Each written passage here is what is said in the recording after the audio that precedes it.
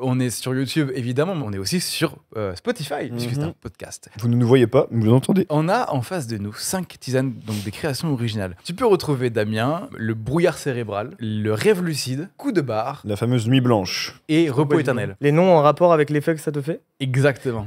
Tout se base vraiment sur les petits jeux de mots nuls des Ok. tisanes, vraiment. On s'est dit, faudrait créer d'autres noms qui sont farfelus aussi, mais qui nous parlent, tu vois. Qui ont un rapport avec la tisane vraiment et qui sont pas juste farfelus. Exactement. Elles ont toutes des effets différents qui vont de l'effet qui booste le plus à celui qui t'endort le plus. Il faut savoir qu'il y en a une, l'étape d'après, c'est la drogue. Là, à première vue, celle qui me parle, ça va être Nuit Blanche. C'est mes 3 dernières années. Ok. Genre Nuit Blanche, C'est une grande nuit blanche. Oui, c'est 3 années. très grande, C'est- très grande nuit blanche. Mais t'arrives encore à tenir les nuits blanches? de moins en moins. Parce que moi, je suis arrivé à un point où, quand je fais une nuit blanche, je vomis. Ah ouais? J'ai complètement utilisé mon stock de nuit blanche de ma vie entière. Ouais, Mm. je sens que mon corps commence à me dire Mm. frérot, Bah, stop, calme-toi parce qu'il y a des fois genre j'ai enchaîné genre 3 jours sans dormir et tout parce que fallait rendre des trucs, des deadlines et tout. J'ai fait ça une fois quand j'étais encore en école.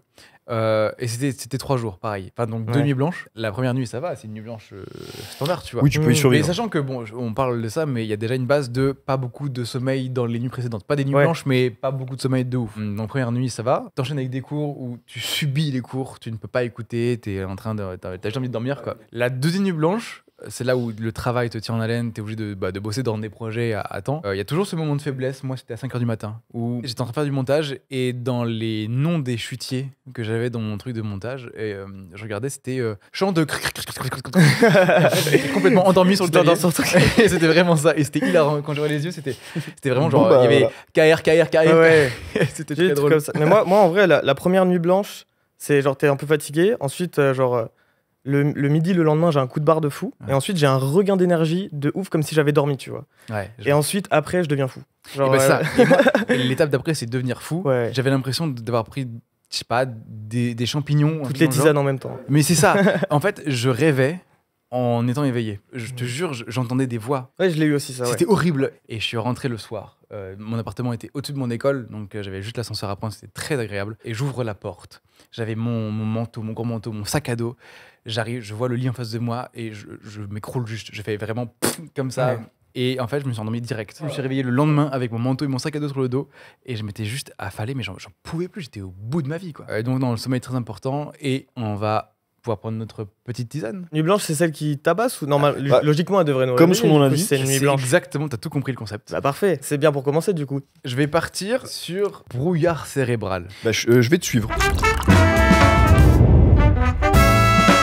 Damien, on t'a invité pour ce podcast parce qu'on a ce même profil de créateur dans une phase de lancement où il y a beaucoup de choses qui restent à faire encore. Et on a le même parcours aussi en mode motivé par la création. On sait qu'on veut devenir créateur. Se trouver en tant que créateur aussi. Quelle est la patte qu'on aimerait ajouter au monde, quelle est la vision qu'on aimerait apporter et comment le réaliser ce truc-là, comment réaliser ce rêve-là de vivre de ce job-là de créateur. Au début, tu vois, moi je cherchais un cadreur clairement pour mes vidéos et je me suis très vite rendu compte avec Étienne que au fond ce qu'il animait c'était pas être derrière la caméra. Et je pense qu'il le savait pas encore lui-même, mais ce qui le motivait plus qu'autre chose c'était être acteur de ses propres projets. Moi j'ai eu ce truc de base où moi genre depuis tout petit, genre je voulais être réalisateur, tu vois.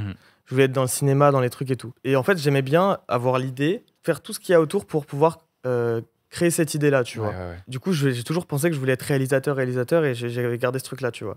Sauf qu'en fait, bah, je faisais plein de vidéos où moi, je me mettais en scène. Et en fait, ce que je kiffais, c'était un peu me mettre en avant, Bien c'était sûr. faire le comédien, faire les trucs. Et en fait, petit à petit, je me suis rendu compte de ça, tu vois. Dans YouTube, on a la chance parce qu'on peut toucher à tout et faire tout, tu vois. Carrément. Et YouTube, c'est venu à ce moment-là. Genre, j'ai commencé à faire des vidéos, j'avais genre 9 ans. Oh ouais, t'étais vraiment jeune. Et en fait, ouais, YouTube, ça m'a permis de voir que on pouvait tout faire en même temps et machin, et de tout tester et tout. Et après, bah, du coup, quand j'ai fait l'école de cinéma et que j'ai fait réalisation et tout, j'ai fait en fait non, c'est pas ça qui me plaît. Carrément. Et j'ai Mais changé un peu le. Je pense que vous avez tous les deux vécu un truc que j'ai pas vécu, c'est le fait de prendre son courage et créer et se rendre compte de ce truc-là. Genre, moi, je sais que j'ai une espèce de giga syndrome de l'imposteur qui fait que j'ose pas, qui est terrible parce que je sais que les peu de fois où je m'y mets un petit peu et tout, en fait, je trouve ça hyper agréable. Mais j'ai toujours peur du regard, du jugement, de tous ces trucs-là. Alors, je t'écoute et je conçois complètement. Mais je suis pas d'accord avec toi dans l'idée d'avoir eu le courage de le faire. Pour moi, c'était une nécessité. Ça m'a pas demandé du courage de faire des créations. Ça a toujours été une évidence. Je devais le faire. Il fallait que ça sorte de moi, tu vois. Moi, c'était encore autre chose. C'était vraiment naturel. Genre, En fait, depuis tout petit, moi, genre, je faisais des spectacles au repas de famille, je faisais le clown, je faisais machin, des spectacles de magie, des trucs, j'essayais de mettre...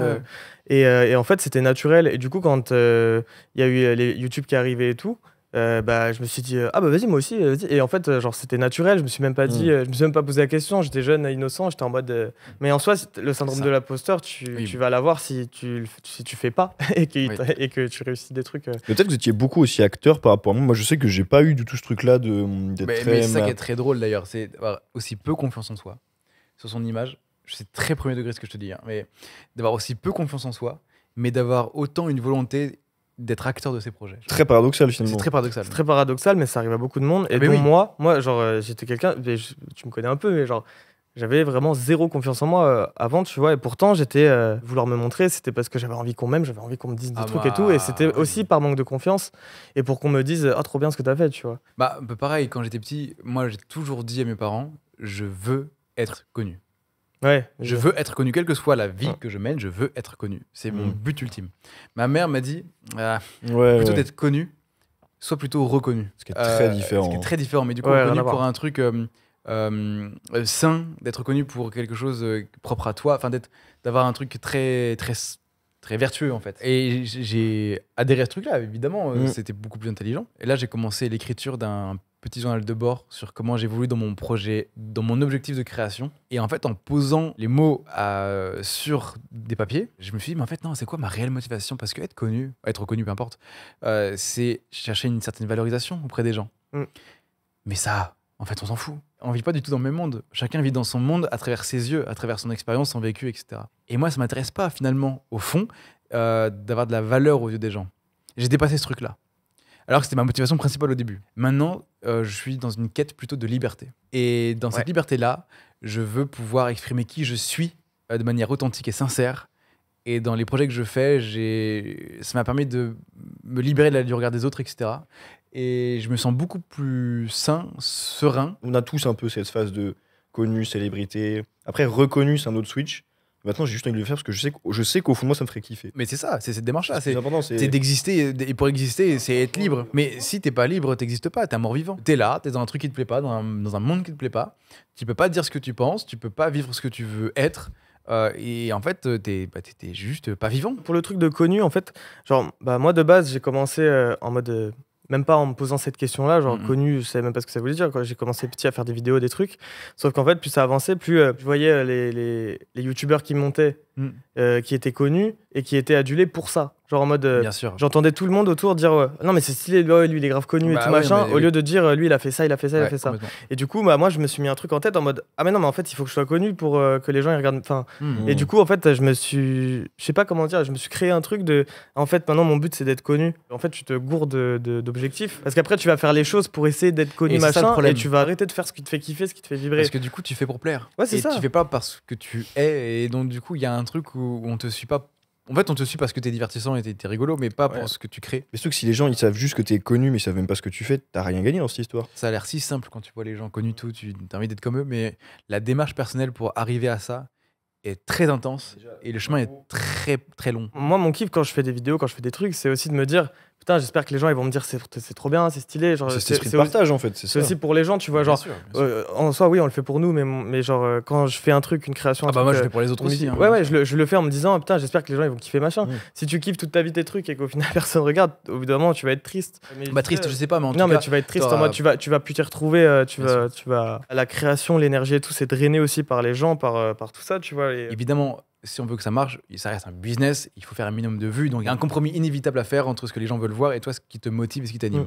Mais ça c'est même pas un problème, c'est une contrainte créative, tu vois. Et en même temps, faut pas renier ce truc-là de ce qui te fait toi, ce que tu as envie d'apporter comme vision et tout en tant que créateur, parce que c'est ça qui te rend indépendant. Pour toi, en tant que créateur, pour se trouver en tant que créateur, il faut se trouver soi-même déjà. Ah ouais, mais en fait, le truc. Moi, c'est ce que je recherche, tu vois. C'est pour ça que j'ai eu une phase où j'ai rien fait rien fait pour moi pendant des années et que j'ai bossé pour les gens. Et j'avais besoin d'un moment pour me retrouver parce que j'avais perdu et moi et le créateur. Mais tu vois ce que je veux dire ? Je vois très bien. Et en fait, j'ai été confronté à ça parce que avant, Fanta XU, là on s'est rencontrés. Dans le Fanta XU, moi je représentais un collectif qui s'appelait Le Takoum, justement. On faisait du sketch, court-métrage, fiction. Après, Fanta XU, ça a un peu bouleversé les choses, mais nous on sait qu'on veut en faire notre vie du web.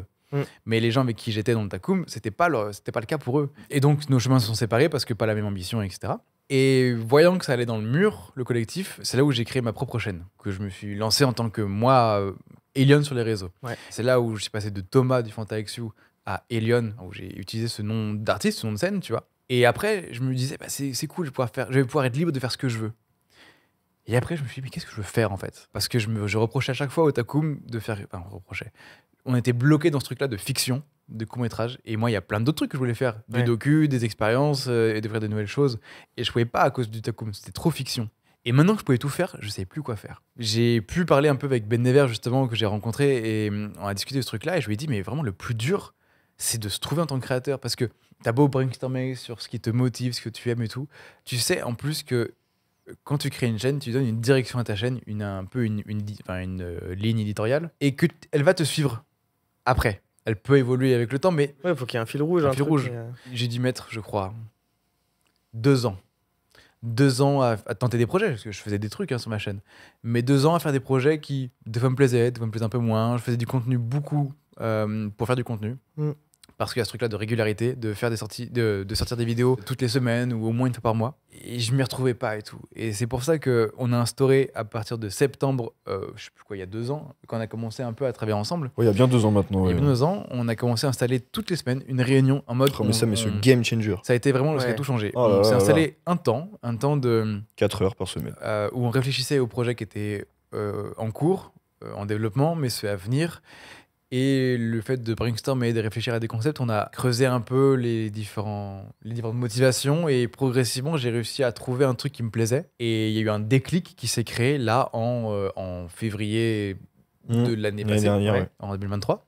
Et à partir de là, il y a plein de choses qui se sont créées, et j'ai vraiment la sensation de m'être trouvé en tant que créateur. Ok, c'est fou. Et c'est fou, c'est génial. Moi, j'ai un luxe de ouf de dire ça. Il y a vraiment eu vraiment le mot Eureka. Mais une fameuse journée où en fait on a pensé à un truc, à faire du lien, et on s'est dit c'est bon. Et donc, est-ce que toi tu t'es trouvé justement, est-ce que tu t'es posé pour réfléchir à ce que tu voulais faire? Parce que attends, là t'étais hyper actif avant Fantaxu, et après j'ai l'impression que, je sais pas si tu t'es perdu ou si tu savais plus ce que tu savais faire, ou si t'avais pas le temps, enfin je sais pas, il y a eu un flou. C'est un temps où t'as réfléchi à ce que tu voulais devenir, comment revenir. Ok, alors du coup la réponse va être super longue. Oui.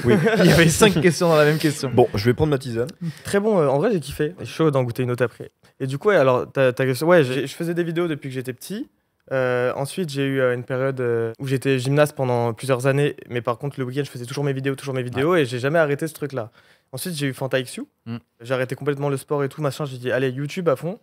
Ensuite, il y a eu mon court passage à la Redbox. Et après, l'année d'après, j'ai fait à fond mes vidéos et tout. J'ai eu une période où ça commençait à bien marcher et tout, et j'étais trop content et tout, et je faisais 2 vidéos par semaine, vraiment flux tendu machin. J'étais tout le temps, j'étais avec ma copine de l'époque, on montait une vidéo sur 2, et on était vraiment, on faisait que ça, tu vois, genre pas et tout. Et en fait, il y a eu une période où j'ai fait ça, et après, genre, il y avait plein de choses qui allaient pas dans ma vie perso et qui m'ont fait être un peu moins truc, et je voyais mes vues qui descendaient, et au bout d'un moment j'en pouvais plus, et j'ai fait un peu un burn-out. T'as craqué, non?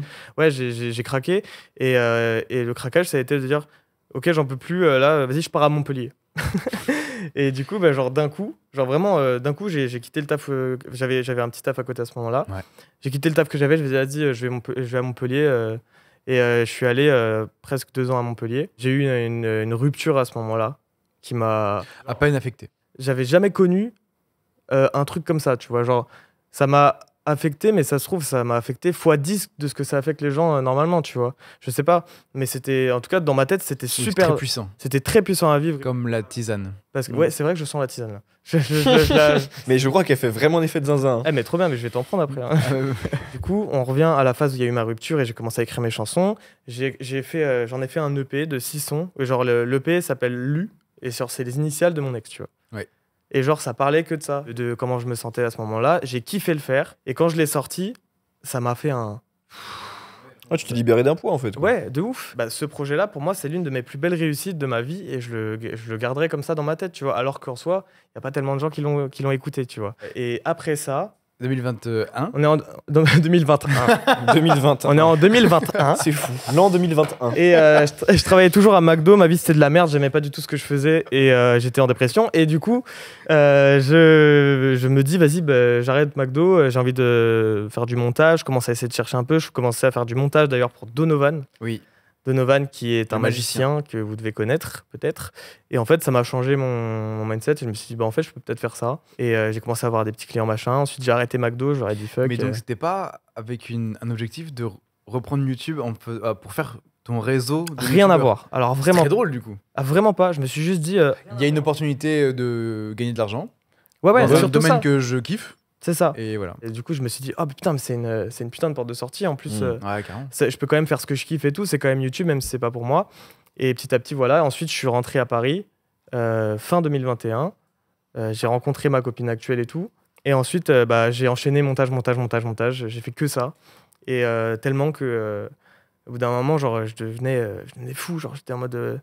Il fallait que je tape tout le temps. J'arrivais plus à me reposer. Et pour combler un vide, parce que t'as peur de t'ennuyer, ou est-ce que tu travaillais pour juste faire plus de thunes, ou c'est quoi? Pourquoi tu travaillais plus Pas forcément. Il y a eu une période où j'étais en mode thune, parce que je sais pas, genre je voyais que les montages ça pouvait gagner bien et j'ai dit ah, mais en fait ouais mais non mais du coup si je fais tant de montages par mois putain ça fait tant, ah mais en fait c'est énorme. Et après j'ai rencontré Benjos, que je salue parce que ça a été vraiment le moment où quand je l'ai rencontré ça a changé ma vie parce que c'était une autre manière de travailler et j'ai fait putain c'est fou, je kiffe faire ça. Il me laissait totale liberté parce que tous les gens pour qui j'avais bossé avant c'était ouais, tu fais comme ça, et si tu fais un peu comme ça, c'est mort. Je t'engueule et je t'engueule en plus. Aucune liberté créative finalement. Ouais, j'ai eu des trucs avec des youtubeurs que les gens peuvent connaître. C'était limite du harcèlement moral et tout, tu vois. Est-ce qu'il n'y a pas une part du créateur au fond de toi aussi qui commence à en avoir un peu ras le cul de bosser constamment pour les autres et pas pour toi? Mais ça, en fait, je l'ai toujours eu. Je l'ai toujours eu, mais quand je suis arrivé avec Benjos, en fait, c'est là où je me suis dit. Avant, j'étais que en mode. Ouais, bon, je fais ça en attendant. Et du coup, j'avais l'impression d'avoir mis ma vie en pause, tu vois. En mode, bon, bah, je fais ça, mais je kiffe pas trop. Et quand je suis arrivé avec Benjos, ça se passait tellement bien et il me laissait tellement de liberté dans le montage. Il a regardé les vidéos que moi j'avais montées pour moi. Et du coup, il a fait, c'est ce montage-là que je veux, tu vois. Du coup, bah, en fait, je montais ces vidéos comme j'aurais monté pour moi, tu vois. Très bien. Et du coup, bon, on s'est grave bien entendu là-dessus. J'ai appris énormément de choses avec lui, c'est incroyable. Par la suite, grâce à lui, j'ai bossé un peu avec Marceau et j'ai bossé beaucoup aussi avec Sacha. Genre, sur le début de sa chaîne, c'est moi qui accompagnais Sacha dans son lancement et tout, donc la quasi-totalité de ses vidéos, tu vois. Non, mais il a appelé un créateur, il a pas appelé un robot en fait, tu vois. Mais c'est ce que j'allais dire, c'est voilà, que c'est ça. ils ont pas cherché un monteur, ils ont cherché Damien. Ouais, c'est ça. Ils ont voulu. Il m'a dit, je t'ai pris pour toi, alors monte-la comme toi tu l'aurais monté, tu vois. Et du coup, moi, j'étais habitué à demander, ok, bah dis-moi quelle police d'écriture tu utilises, dis-moi ça. Et en fait, il était en mode, mais non, monte-toi, tu vois. Ouais. Et du coup, bah voilà, Benjos, et après, bah, à partir du moment où j'ai rencontré Benjos, c'était dans une autre dynamique. Je kiffais bosser.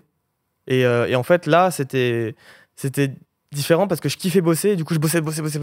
Et quand je bossais plus, je déprimais parce que j'étais en mode putain, je bosse plus. Et j'étais tellement en recherche de shoot de taf, tu vois. C'est bizarre à dire, mais. Non, mais je comprends, c'est que tu sais que ça te fait du bien en fait. Ouais. Et du coup, bah, j'ai fait que ça. Et au bout d'un moment, bah, genre, je faisais des crises de nerfs. Parce que je pétais des câbles en fait. Je faisais beaucoup de nuits blanches. Des fois, j'enchaînais 3 nuits blanches d'affilée. Tu vois, qui fait ça? Genre, et j'étais un zombie. Des fois, on devait partir en vacances avec ma meuf. J'étais en mode, bah non, là, on va pas partir parce que j'ai tel projet et je peux pas annuler. C'est horrible. Et du coup, ouais, t'as pas de vie, quoi. Ta vie est morte, quoi. Ouais, c'est ça. Mais après, je regrette pas parce que j'ai kiffé. J'ai appris énormément de trucs et tout. Le fait d'avoir fait plein de trucs que j'aimais pas en pensant que j'aimais. Genre, moi, je me suis dit, bah, je suis dans le montage, je suis dans YouTube, c'est bon quoi, tu vois. Et en fait, en faisant tout ça, j'ai réussi un peu à joindre les bouts. Après là, je me suis pas encore trouvé à 100%. Non, bien sûr. Parce que c'était la question mais de base. T'as un cap là dans lequel tu te diriges. Vous avez déjà fait des rêves lucides? Non. Non. Okay, non, mais par contre, j'ai eu envie et j'ai essayé de faire en sorte de faire des choses pour réussir à faire ça. Mais j'ai jamais réussi à en faire et ça me frustre énormément. Ça a dû m'arriver. Ok. Mais très rare. Ah, ça veut dire que t'as joui dans ton rêve. Non, alors ça, je peux vous poser une question hyper sincère, les gars. Vous avez déjà joui juste en rêvant? Moi, je n'ai jamais réussi. Et je rêverais de réussir. Mais moi aussi, c'est un truc de fou. Je sais pas si c'est un rapport, mais je le dis quand même. Il y a un truc que j'adore faire. En fait, c'est un petit kiff perso. Et je sais que je passe pour un con quand je le fais. Mais de toute façon, personne me voit parce que je suis dans mon lit dans la nuit. Quand je louche, j'ai l'impression de voir Ah, c'est très compliqué à exprimer comme chose. Ton nez. Non. Tu vois, quand j'ai l'impression d'être dans mon crâne et de voir la vie. C'est compliqué. Mais même maintenant, je pourrais le faire maintenant, mais je vais le faire à la caméra, ce sera très bizarre, mais je vais le faire quand même à la caméra. Et vous aussi qui m'écoutez, essayez de le faire chez vous. Moi, c'est un truc, j'adore faire ça. Tu vois, quand tu regardes le monde là comme ça, tu le vois vraiment en mode, il y a rien de particulier, tu vois le monde en 3D, hop, tout est bien. Ouais. Et tout d'un coup, quand tu fais ça, Toi, tu louches bien. il y a un truc où ça marche mieux la nuit. En fait, là, je t'explique.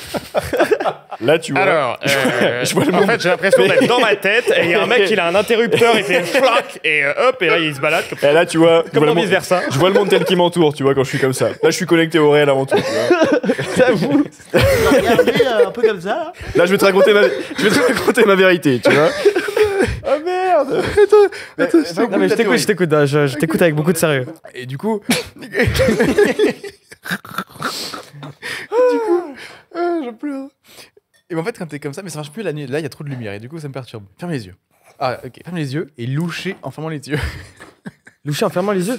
Attends. Excusez-moi, mais vous pensez que c'est possible de loucher en fermant les yeux? Attends. Mais c'est inconcevable. Mais ça me fait mal. J'ai Mais du mal à j'ai loucher. pour un débile. Regarde, tu louches, première étape, et tu fermes les yeux. Mais non. Ferme les paupières. Ferme les paupières. Regarde, là, je ferme et là, je louche. Là, je Ne louche. vois rien à la caméra. Personne ne peut te croire sur parole. C'est dans ta tête, Non, peut-être. regarde, je vais faire transition. Là, je louche.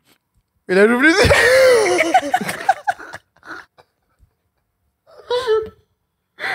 Oh, les mecs qui font des expériences hyper douteuses. Genre. Moi, ce que je veux savoir, c'est bon, ça m'a fait rire. C'est quoi la théorie derrière, genre? Ah ouais, c'était pourquoi de base Non, mais tout ça? mais testez dans votre lit la nuit, quand il y a personne autour de vous. J'imagine Einstein, les gens qui fait les gars, j'ai 3 trucs de fou. Là, j'ai découvert. J'arrive à rentrer en connexion avec moi-même. Attends. E égale MC2, les gars, vraiment. J'ai Non, mais quand tout je louche, compris. je peux voir mon œil voit mon autre œil et en fait ça rentre une connexion. Non, mais vous rigolez, mais c'est un peu ça. Il y a un truc où. Mais moi c'est ça que j'ai pas compris. J'ai compris la forme, Ok. mais du coup le fond. Tu vois, quand t'es comme ça, tu fermes les yeux. Il y a un truc où c'est juste, il fait noir, quoi. Ok. Mais quand je louche en fermant les yeux, ou quand il fait nuit, ça fait le même effet, j'ai l'impression que ma conscience est dans ma tête et que je prends du recul. C'est que j'ai l'impression que je suis derrière mes yeux. Et là, pour moi, quand je vois tout, la vie, j'ai l'impression que l'image se forme au niveau de mes yeux. J'ai l'impression que l'image que vous Ah, je donc en vois, fait, tes yeux qui convexent font un espèce de point de focus. me en donne gros, l'impression que je Ok. prends du recul physiquement dans ma tête quoi. Ok. et que du coup, j'ai l'impression que j'ai vraiment une porte devant moi où les paupières sont fermées et je suis bloqué devant une porte. Tu vois. Ouais. C'est compliqué à exprimer comme sensation. Mais alors j'ai un truc, ça s'apparente un peu à ça. Genre moi je sais que j'arrive pas à être dans le moment présent. C'est genre j'arrive pas à me dire là je suis dans la vie. Genre j'ai toujours un recul. Hmm. Tu vois ce que je veux dire? Mais je vois très bien. J'ai Et toujours non, mais l'impression oui, mais d'être ça, un on est- peu je pense qu'on hors est de tous les trois moi et là-dedans, d'être. mais dans ce truc-là, moi, ça m'aide beaucoup parce que cette sensation-là, quand je louche, j'ai vraiment l'impression de voir la bulle. C'est comme si tu dégageais une aura et j'ai l'impression de voir mon aura qui se dégage jusqu'à 1 mètre et de la voir. Je peux la voir, cette aura. Ok. Je pensais que tu parlais d'une sortie de corps, mais rien à voir en fait là. C'est une entrée de corps. C'est vraiment une entrée de Ça j'en fais tous les jours. Je peux te le dire, les entrées de corps ça me connaît. En tout cas, moi, ça m'aide beaucoup. Et en fait, ça me permet de prendre du recul en mode, c'est comme si je rentrais dans mon corps. Quand je louche, j'ai vraiment la sensation que je prends conscience du corps qui m'enveloppe. Mon corps, je suis plus mon corps. En revanche, je suis dans mon corps. Je sens mon corps qui Non, mais c'est m'enveloppe. que je pense que ton cerveau a assimilé ce truc dans ta tête à avoir ce. J'aimerais bien stopper cet échange qui est hyper intéressant Mais ouais, pour prendre la tisane. let's go. Voilà. Je mets quoi comme quantité genre? 2 petites cuillères, c'est bien. Moi, je pense, fais-le comme tu le sens. Écoute ton cœur. Et j'aimerais bien d'abord restructurer un peu l'échange qu'on a. Ouais, comment devenir créateur? Vu que j'ai baigné dans la création et que j'ai eu envie de faire ça depuis tout petit, et ben en soi, tu sais, quand t'es créateur, il faut que tu racontes des choses, il faut que tu racontes des histoires. Et au final, j'ai voulu commencer à créer avec ce que je connaissais, c'est-à-dire pas Oui, grand-chose. l'âge que t'avais, les expériences que t'avais. Avec Voilà, le recul c'est ça. que tu avais à ce moment-là. C'est ça. Et du coup, bah, j'ai expérimenté pas assez de choses pour pouvoir évoluer davantage en créateur. Oui. Et c'est pour ça que je pense qu'il y a une phase où bah, ça a bloqué en fait. J'avais pas assez vécu de choses. Ouais, Et du coup, quand j'ai arrêté de créer, j'avais besoin de. Et les choses, j'en ai vécu. Hein. Là, pour le coup, les 4 dernières années, genre. Non, mais du coup, j'en avais besoin, tu vois. Et j'avais besoin de ressourcer, d'avoir des choses à raconter, d'avoir des trucs. Et c'est pour ça que là, je suis plus serein, tu vois. Mais pour moi, quand t'es créateur, faut aussi il faut vivre. pouvoir te dire. Ouais, c'est ça. Faut aussi pouvoir te dire. Mais c'est pour ça que je pense que les créateurs aussi sont magnétique. Et que les gens aussi sont attirés par ça parce que c'est des gens qui vivent et donc ils transmettent, ils témoignent de leur expérience. Là où des gens qui les écoutent peut-être vivent un peu moins de choses à travers leur routine ou je sais pas quoi. Peut-être qu'ils ont peut-être pas le courage ou de l'envie, peu importe, de vivre certaines expériences qu'ils peuvent voir à travers l'expérience de d'autres créateurs. Tu peux en prendre ou pas? Bah, fais-ça plaise.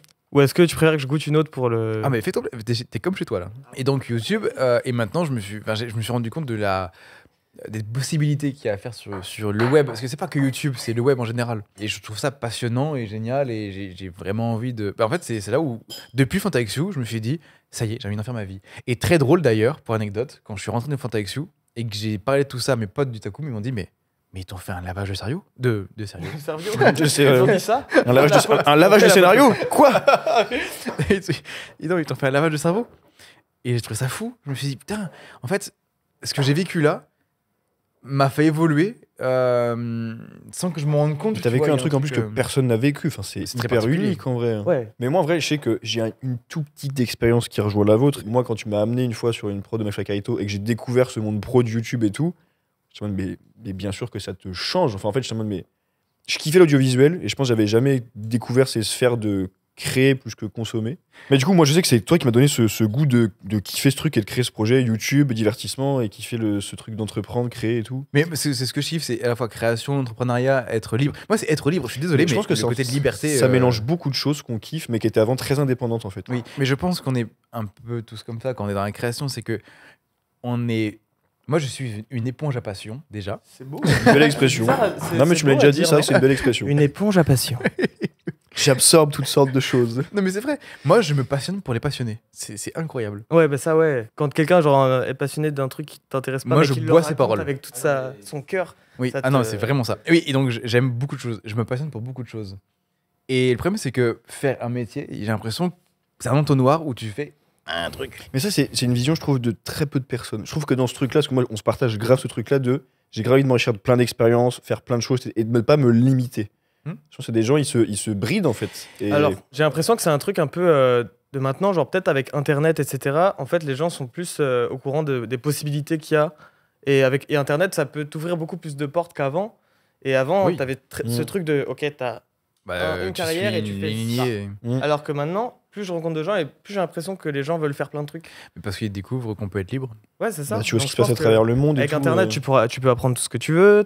Tu vois, même les mentalités elles changent en vrai. Bien sûr. En fait, c'est drôle parce que YouTube rejoint mon envie principale, ma motivation principale quand je voulais être acteur, que je veux toujours être acteur, c'est que je veux être acteur pour avoir la possibilité de vivre plusieurs vies. Parce que j'ai eu conscience très très jeune qu'une vie c'est très vite passé et j'aurais pas assez d'une vie pour vivre tout ce que je voulais. Je voulais être archéologue, être plein de métiers différents, tu vois. Sauf que si je vis une vie normale, je pourrais pas être ça. Et alors que quand je suis acteur, je peux vivre une multitude de vies parce que tu as une immersion là-dedans et ça. Et dans tout ce côté créateur, pour en revenir web, parce qu'on est quand même sur le web, sur YouTube et tout, tu vois, j'aurais kiffé, moi plus petit, avoir quelqu'un qui me dise si tu as un rêve, qui est par exemple le fait de réaliser des choses, voici les choses que tu pourrais faire pour atteindre ce rêve-là.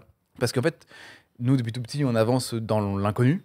On ne sait pas où on va, mais on y va.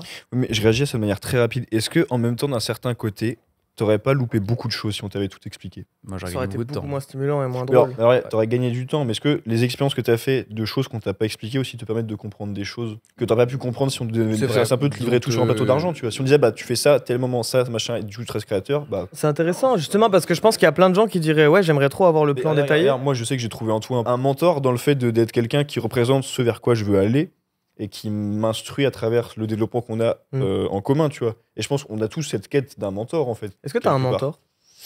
Bah, c'est le grand problème. C'est que j'aurais adoré avoir quelqu'un. La personne que tu vois comme un mentor? Ou peut-être que tu as vu. En peut-être, tant que tu vois. créateur, je parle, pas dans ta vie. Pas du tout.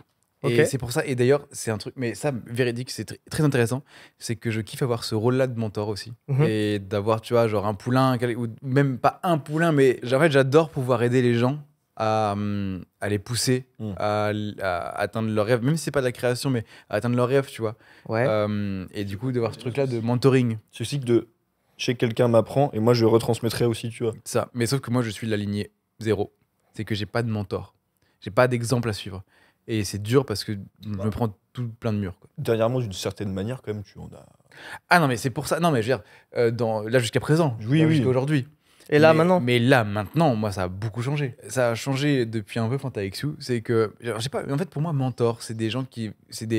C'est le maître Jedi, tu vois, qui va t'aider à. Pas forcément. Pas maître dans Jedi. ma définition à moi, tu vois. Pour moi, avoir un mentor, c'est être le padawan de quelqu'un. Jusqu'à présent, j'en ai pas eu. Après, il y a des gens qui m'ont donné des coups de pouce qui ont permis d'arriver là aujourd'hui. Et aujourd'hui, je suis vidéaste pour Mafia Carlito. Et travailler avec eux, c'est à la fois un travail où je suis rémunéré, où je gagne ma vie avec ça. Oui. Mais j'ai aussi cette sensation incroyable de faire un stage en immersion pour apprendre un métier que je veux faire. J'ai cette sensation-là. Pour moi, Amixem, je l'ai considéré, et en vrai, toujours aujourd'hui, comme un mentor. C'est la même chose que Mafia Carlito. Même en si fait, c'était le même truc. même si c'était une courte période, il y a eu tout le truc FantaXU machin. Et en plus, moi, genre, c'était vraiment le youtubeur que je kiffais avant, tu vois. Genre, vraiment, je me suis acheté le même drone que lui, la même cam, le même truc. Très bien, tu suis Et du coup, j'ai eu la sensation de, ouais, c'est mon mentor. Et j'ai pris des conseils de ouf, qui m'a donné d'ailleurs de ouf, tu vois, et que j'utilise encore maintenant, qui m'ont servi. Du coup, je le vois comme un mentor, tu vois. Et je pense qu'on peut avoir plusieurs mentors aussi. Et c'est fou parce que dans les métiers qu'on a, tu dis c'est le côté humain qui prime, mais en c'est réalité, fou comment c'est le métier ou le truc, enfin YouTube, etc., le web, qui déshumanise le plus les gens, je trouve. C'est en mode, aussi. on est à aucun moment il y a des humains, genre t'as que des faces, des façades, tu vois. Et pourtant, nous, on Pour kiffe les gens, ce côté humain et tout, du partage. Enfin, je sais pas, je trouve que c'est vraiment l'image inverse que ça a, quoi. En fait, pour plein de gens, tout le monde connaît, je sais pas, par exemple, Cyprien, tu vois. Tu sais ce qu'il a fait, mais tu sais ce qu'il te montre. Ce mec a une vie privée. Ouais. Ce mec est un humain à côté, en fait, tu vois. Mais du coup, c'est vrai que ce que tu diffuses, c'est là où c'est pas du contenu humain. Ça, je te suis un peu dans ce truc-là, tu vois. Et donc, ouais, tout ça pour dire que si j'étais gamin, j'aurais adoré avoir un peu des tips pour atteindre mon rêve. Et est-ce que toi, tu aurais des conseils à donner à quelqu'un qui voudrait se lancer en tant que créateur? Parce que là, tu relances, après 3 années de pause, tes réseaux. Donc, nouvelle DA, nouvelle démarche, nouvelle motivation. C'est un peu un nouveau toi qui crée. C'est un peu un nouveau créateur. Ah ouais, j'ai rien à voir. Là, le mois de maintenant, il a rien à voir avec le mois de FantaXU et machin. Et du coup, avec tout ce recul-là, qu'est-ce que tu pourrais dire à quelqu'un qui voudrait exister en tant que créateur aussi? Pour exister en tant que créateur, ça, je peux donner des conseils. Mais par contre, pour réussir et tout, non, parce que j'ai pas réussi. C'est pas la question. Il n'y a pas de recette magique. Si on avait les clés, on le saurait.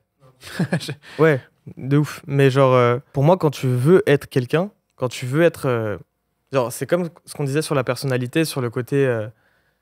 quand tu veux être quelqu'un, bah, sois-le et tu vas le devenir, en fait, tu vois. Si tu veux être créateur, faut juste te dire, ça y est, là, je suis créateur, tu vois. Genre là, je suis créateur, donc faut que j'agisse comme un créateur. Et par exemple, quand moi, j'ai fait ma pause YouTube, bah, petit à petit, je disais aux gens, j'étais youtubeur, maintenant je suis monteur, machin. Et petit à petit, j'ai arrêté de dire youtubeur et je suis monteur vidéo. Et en fait, bah, j'ai complètement perdu ce truc parce que du coup, maintenant, je dis ça aux gens. Et du coup, j'ai enlevé de ma tête youtubeur, tu vois. Je suis en mode, ouais, youtubeur, ouais, enfin, je fais des vidéos avant, quoi. Enfin, Et là, j'ai commencé à avoir un autre mindset en mode, bah, en fait, non, j'ai envie d'être youtubeur, vas-y, ça y est, allez, je suis youtubeur, tu vois. Et déjà, je pense que c'est le point de départ en mode, ne pas se dire, vas-y, j'ai envie d'être youtubeur, donc je vais faire des vidéos et peut-être que j'arriverai à être youtubeur. Non, pour moi, c'est un état en fait. C'est un. Je sais pas comment c'est dire. Vivre dans son rêve, c'est faire comme s'il existait déjà. Fake it until you make it. Mais phrase américaine. Et moi, en vrai, ça apporte plein de choses. Mais c'est un peu la loi d'attraction. Les gars, c'est juste ne pas rêver sa vie, mais vivre ses rêves finalement. Bon, alors, en fait, tu l'as dit bien mieux que nous. Ouais, de ouf. Mais alors, juste un petit truc sur la loi d'attraction. Je veux faire un big up à Photosh, à Clémence, que j'adore et que j'aime d'amour. Et que, en fait, il y a une histoire, je sais pas si tu la connais. En fait, 1 an avant la Redbox, après FantaXU, elle me parle de la loi d'attraction, tu vois. Et moi, j'étais en mode, ouais, tu sais, genre, elle me foutait un peu de sa gueule et tout. Et elle me dit, vas-y, viens, on met un rappel dans nos téléphones et on dit, dans 1 an, on est à la Redbox. Et je dis, mais n'importe quoi, genre, la Redbox, ils sont déjà 5. Genre, ça n'a aucun sens de mettre ça, viens, on se dit autre chose, tu vois. Utopiste à fond, quoi. Ouais, et elle me dit ça, viens, on se dit autre chose, c'est nul, genre, ça sert à rien. Et elle me dit, mais ouais, on s'en fout, mais c'est pour l'exemple, genre, en mode, vas-y, viens, on le note, tu vois. Et j'ai fait, bah, vas-y, je mets le rappel. Genre, quelques semaines après, j'oublie, tu vois. Et 1 an plus tard, je reçois le rappel, j'étais dans la Redbox, en stage. C'est fou, hein. Alors que, et du coup, j'étais le premier stagiaire d'Amixem, tu vois. Et en fait, genre, j'avais jamais pensé à ce rappel. Genre, je l'avais oublié. Il a pop comme ça. Il a pop et j'ai appelé Photoche. Et ça faisait des mois qu'on s'était pas parlé. Je l'ai appelé, je fais putain, c'est ouf et tout machin. Et elle, en fait, elle a pris une direction complètement différente, tu vois, et elle a réussi dans son truc aussi. Et c'est trop cool, tu vois. Mais du coup, moi, ça m'a matrixé en fait. Je me suis dit putain, genre en mode, elle a peut-être. Il y a peut-être quelque chose. Et depuis, je suis rentré dans un truc un peu, même limite spirituel, tu vois, un truc. Et je m'intéresse beaucoup aux signes, aux machins, aux trucs. Et en fait, je sais pas si c'est le hasard, si c'est plein de choses, mais en tout cas, je sais que le fait d'avoir mis ce rappel, ça a dû mettre quelque chose dans mon inconscient. Et moi, j'ai mis tout en œuvre inconsciemment pour y arriver. Et je sais que Amixem, genre, je l'avais harcelé, enfin, harcelé. Inconsciemment, j'ai harcelé inconsciemment. Non, mais je lui avais envoyé des messages en mode ouais, je veux qu'on se voit, machin, je veux qu'on. Je dormais, j'écrivais des messages comme ça. Mais... Je lui ai dit ouais, je veux qu'on se voit, je veux qu'on parle, j'ai besoin de conseils pour YouTube, des trucs et tout. Et t'as juste montré que t'étais motivé en fait. Ouais, et à un moment, il m'a dit vas-y, je te répondrai, nanan. Après, il m'a dit vas-y, bah harcèle-moi parce que sinon, je verrai pas tes messages. Et genre, pendant 2 semaines, j'ai envoyé des messages tous les jours. À un moment, il m'a répondu vas-y, viens, on se voit, machin. Et après, j'ai eu mon truc, tu vois. Et après, j'ai eu le rappel en mode waouh, putain. Du coup, moi, la loi d'attraction, je sais pas si c'est sous cette forme-là. Si, ça existe, mais en tout cas. La définition de ce truc-là, c'est quand tu visualises profondément quelque chose. C'est même pas à le visualiser, c'est que tu le vis. Tu le vis déjà comme si c'était une réalité. Ouais, voilà. Et forcément, parce qu'après tu l'oublies, c'est inconscient, et forcément, tous tes actes dans ta vie vont mener à ce que tu vives ce truc-là. Parce que tu es tellement motivé, déterminé, persévérant, tu dégages tellement une aura qui force les gens à t'aider aussi à atteindre ce rêve-là, qui fait que en fait, tu le vis un jour ou l'autre, quoi. Après, on sait pas la durée que ça prend. Et c'est pour ça que quand je développe les projets et tout, je suis en mode... je me le note sur mon tableau Velleda, je me mets des objectifs précis et tout. Parce que pour moi, je sais que ça va arriver. Je sais pas quand, mais je sais que ça va arriver. Là, en tant que créateur, qu'est-ce que vous allez ressortir de cet échange-là? Là, on va arrêter la cam et tout. Vous allez vous dire quoi, genre? Est-ce que ça vous a apporté quelque chose? Est-ce que ça t'a apporté un truc ou un truc qui va te booster pour... Très content d'avoir revu Damien après 3 ans. Première fois je prends la parole devant les caméras, je me suis jamais autant senti à l'aise. Est-ce que ça t'a apporté quelque chose pour la suite? Est-ce que ça t'a boosté? Est-ce que ça t'a apporté une vision en plus? C'est ça, mais très important. Ça me fait penser, mais j'ai complètement oublié de préciser. C'est qu'on disait au début de la vidéo, il me semble, que Étienne, c'est quelqu'un où je voyais qu'il voulait devenir créateur, donc acteur de ses projets, mais qu'au début, il bossait avec moi en tant que cadreur, puis après, on a développé les projets ensemble et tout. Et je pense qu'il y avait peut-être ce manque de courage. Il y avait un manque de courage, puis une frustration qui s'est transformée en action en fait. Oui, parce que tu commences tout juste à faire du contenu. C'est ce truc où, et ça revient à ce truc où chacun a sa vision différente des choses, et ce qu'on se l'est dit il y a très peu longtemps, c'est que chacun a son rêve. Si votre rêve c'est un gros cercle, en fait, ça c'est votre rêve et quelqu'un peut avoir un autre rêve à côté. Et vos 2 cercles peuvent se croiser. Et en fait, la partie qui va se croiser, c'est vos projets en commun, vos rêves. Mais c'est important de concevoir, et c'est ce que j'ai pas conçu à une époque, que tu as aussi ton propre cercle à toi, qui fait que tu es indépendant dans tes propres projets, ta propre vision des choses, et des choses qui font et il faut que tu ne partages pas avec tout le monde. Et ça, j'ai mis du temps à le comprendre, et c'est hyper juste. Genre, j'ai testé des trucs, genre de faire des duos, on sait, des trucs et tout. Et au final, t'es pas dans ton cercle, en fait. Et il vaut mieux un peu partager ton cercle à toi, et qui se croisent, comme tu l'as dit. On revient avec ce juste milieu où tu peux partager des choses avec des gens, et je pense que c'est cool. Et je sais qu'on a notre... Mais de toute façon, on n'a pas les mêmes rêves. Mais pendant longtemps, j'étais en mode... en fait, non, ça se trouve, on peut avoir un cercle avec quelqu'un. Tu sais, genre, dans ma tête, c'était... pourquoi on pourrait pas construire un cercle à 2? Mais en fait, au bout d'un moment, c'est impossible. C'est impossible. Est-ce que tu penses que même, genre, McFly et Carlito, ils ont leur propre cercle. Ouais, parce que... Mais tu vois, genre, c'est déjà rien que ça, alors que eux, on les voit en mode hyper... à 2 machins soudés de fou. Non mais regarde, Carlito, il a lancé... Il fait des streams et tout. Il sur stream à fond, et ça il le fait solo, tu vois. Des fois McFly vient pour faire quelques streams, mais il rentre un peu dans le cercle de Carlito, tu vois. Oui, mais parce qu'ils partagent ça, ils partagent une bonne humeur ensemble, tu vois. Mais il développe son truc, et McFly il est à fond dans la musique, et donc ils ont leur propre cercle aussi. Ce que je dis, c'est exactement comme un couple, hein. Un couple qui fonctionne, c'est pas un couple qui a créé le même cercle, c'est qui ont ces 2 cercles bien distincts, tu vois. Et ça, c'est une bonne prise de conscience. Du coup, qu'est-ce que tu as retenu, toi? Je me rends compte que j'adore faire ce genre de concept de discussion, d'échange humain. Parce que le truc, c'est qu'on était toujours dans la... j'étais toujours dans la création de contenu original, de réflexion, etc. Et là, le fait d'avoir juste un échange simple, juste basique, pur. Une tisane en plus, quoi. C'est vraiment un truc pas si ouf, pas fioriture. Ouais, c'est ça. Et c'est hyper jouissif. En fait, c'est hyper humain. et agréable. Et en fait, ça fait des mois et des mois et des mois que ce projet était... La Posem, ça fait longtemps. Dans les Ça starting fait longtemps blocks. qu'on en parlait, même nous, au téléphone. Bien sûr. C'est la première fois, moi, que je fais un podcast aussi, donc je suis trop content. Il y a beaucoup de gens qui en font. Et tu fais, ouais, mais qu'est-ce qui me rend légitime de faire un podcast? Et qu'est-ce qui me rend légitime que je sois écouté par des gens Et en fait, juste, j'ai envie d'extérioriser des choses. Et libre à vous, à toi d'être d'accord. Mais c'est même pas une question d'accord, d'être en connexion avec ce que je dis. Ouais. Juste, c'est... Ah, bah, c'est le Ça principe va du résonner débat, pour en des fait. gens et pour d'autres non. Ouais, Pour d'autres, voilà, ils vont et dire t'es un c'est- connard. Oui, et à travers leur vision à eux, je suis un connard. Et... On est tous le connard de quelqu'un. Exactement. Ah bon, alors ça, c'est la meilleure phrase de fin. Mais je pense que personne sur Terre ne peut prétendre ne pas être le connard de quelqu'un. Mais il y a un truc où on est tous le connard de quelqu'un, et pour autant, c'est pas si grave. Attention, pas d'émission le mois prochain. La Posem revient le 1er septembre à 10h et passe de 1 à 2 émissions par mois dès la rentrée. Et d'ailleurs, pour ceux qui ont suivi sur Instagram, ce mois-ci sort la vidéo de mon initiation au tir à l'arc à cheval. C'est leur logo là sur ma casquette. Ils m'ont filé la casquette et j'arrive plus à la retirer. En mode gros fan club, je la porte tous les jours. Enfin bon, vous verrez dans la vidéo, je suis tombé amoureux. En tout cas, hâte de vous partager les prochaines émissions du podcast et d'ici là, retrouvez tous les meilleurs moments en shorts durant l'été.